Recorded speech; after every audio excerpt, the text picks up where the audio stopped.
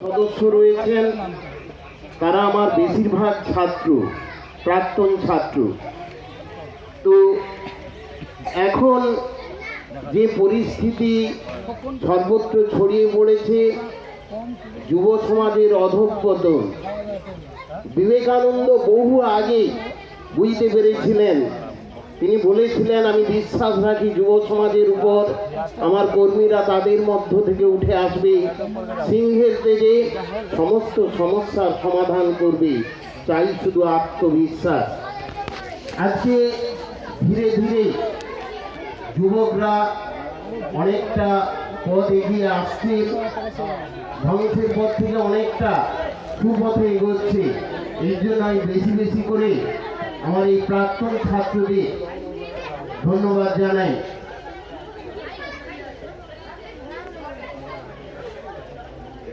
বাইবেলে একটা কথা রয়েছে, man does not live by bread alone. মানুষ শুধু খেয়ে পরে বাঁচতে পারে না, খালি বাঁচার জন্য রসদ দিতে হয়, সেটা হচ্ছে আর্থিক রসদ। কিরকম?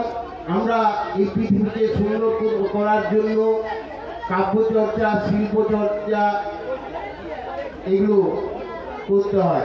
এগুলো করতে হবে শৈশব থেকে। নাচ, গান, আবৃত্তি, খেলাধুলা, যোগাসন এগুলো শৈশব থেকে শেখাতে হয়, তবেই একদিন সুনাগরিক হবে। কেউ বা ডাক্তার, কেউ ইঞ্জিনিয়ার, কেউ অধ্যাপক, কেউ শিক্ষক, কেউ সমাজসেবক, সেবিকা হয়ে উঠবে। তাই এদের দিয়ে এই শৈশব থেকে শিক্ষা দেয়া এটি মায়ের দায়িত্ব বেশি। শিশুকে আস্তে আস্তে বড় করার জন্য মায়ের ভূমিকা অনেকটাই জড়িয়ে রয়েছে। একজন শিক্ষকের, একজন মায়ের সমান 100 জন শিক্ষক। মা তাকে ধীরে ধীরে পাঠশালায় নিয়ে যান, তার নীতি নৈতিকতা শিক্ষা তিনি দেবেন। কোনো অন্যায় দেখলে মা প্রতিবাদ করবেন তার সামনে, তবেই তার শিশুটি প্রতিবাদী হয়ে উঠবে। সমাজে প্রতিষ্ঠিত হতে গেলে তাকে পড়াশোনার সঙ্গে সঙ্গে খেলাধুলা, সাংস্কৃতিক চর্চা এগুলো করতে হয়। সাংস্কৃতিক চর্চা না হলে তার যে চারিত্রিক গঠন সেগুলো কিন্তু হবে না।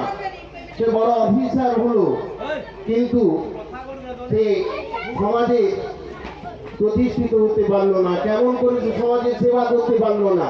সে যেমন সময় থেকে কিছু নিয়েছে, তাকে ফিরিয়ে দিতে হবে সমাজকে। আবার আমরা দেখেছি অনেক কৃতি ছাত্র ছাত্রী অনেক বড় বড় পদে রয়েছেন, কিন্তু তারা সমাজের দিকে তাকাবার ফুরসত পান না।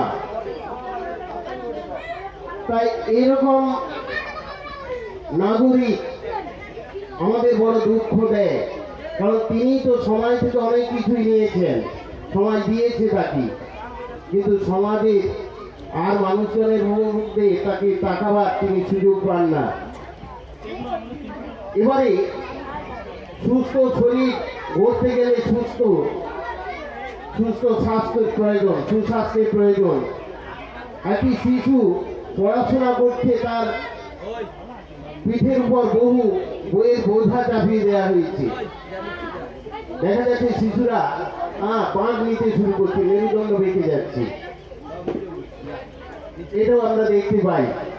কিন্তু পড়াশোনার সঙ্গে সঙ্গে তার স্বাস্থ্য রক্ষা করতে হবে। সুস্থ শরীরে সুস্থ মন বাসা বাঁধে। তাই আজকালকার স্কুলে, এখন বর্তমান স্কুলে কো ক্যারিকুলার অ্যাক্টিভিটিজের সঙ্গে এই খেলাধুলার পঠন পাঠন শুরু হয়েছে। খেলাধুলা, যোগাসন, আবার শিশুদের জন্য প্লে ওয়ে এডুকেশন, খেলার ছলে শিক্ষা দিতে হবে, বর্তমান শিক্ষা ব্যবস্থায় বলছে। তাহলে সুস্থ শরীর রাখতে গেলে সুস্থ মন থাকবে এবং পড়াশোনাও ভালো করবে, একদিন সে কৃতি ছাত্রছাত্রী হয়ে উঠবে। আর কিছু পরে যে কিছুক্ষণ আগেই যে আমরা যেমন খুশি সাজু দেখলাম, এতে কি শিক্ষণীয় রয়েছে। যেমন খুশি সাজুতে একটি থিম তুলে ধরা হয়, যে সাজসজ্জা নেয় তাকে চেনা যায়, আর দর্শক যেমন আনন্দ পায় তেমনি যে সাজসজ্জা নিয়েছে সেও আনন্দ পায়। ছদ্মবেশের মতোই সাজসজ্জা, অঙ্গভঙ্গি দেখানো সব কিছুই রয়েছে।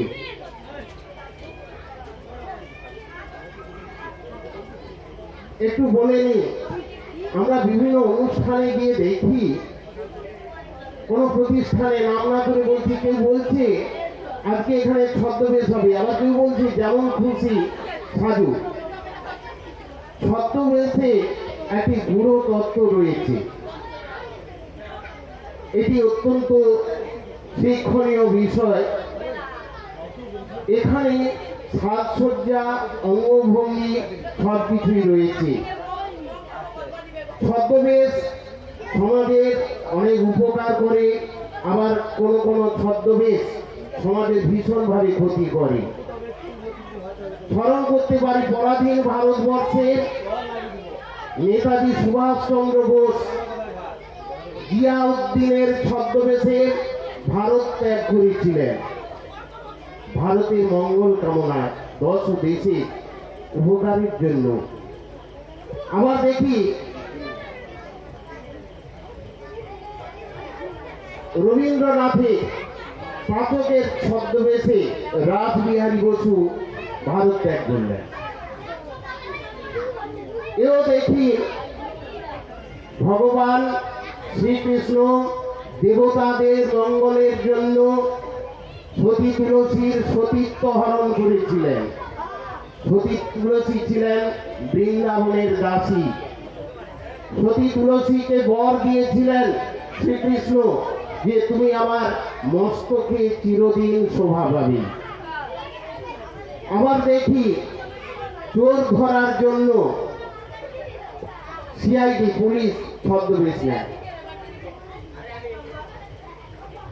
আবার কোন কোন ছদ্মবেশ অপকার করেছে। আমরা আরেকটু কথা বলে নিই, রামপ্রসাদের কন্যার ছদ্মবেশে মা কালিকা তার বেড়া বেঁধে দিয়েছিলেন। মেয়ের নাম ছিল জগদীশ্বরী। লঙ্কেশ্বর রাবণ পরস্ত্রী হরণ করেছিলেন সীতা দেবীকে। পরস্ত্রী হরণ করা মহাপাপ, সেই জন্য লঙ্কেশ্বর রাবণ ধ্বংস হয়েছিল। এই ছদ্মবেশ কোনোদিন সমাজের ভালো করতে পারে না।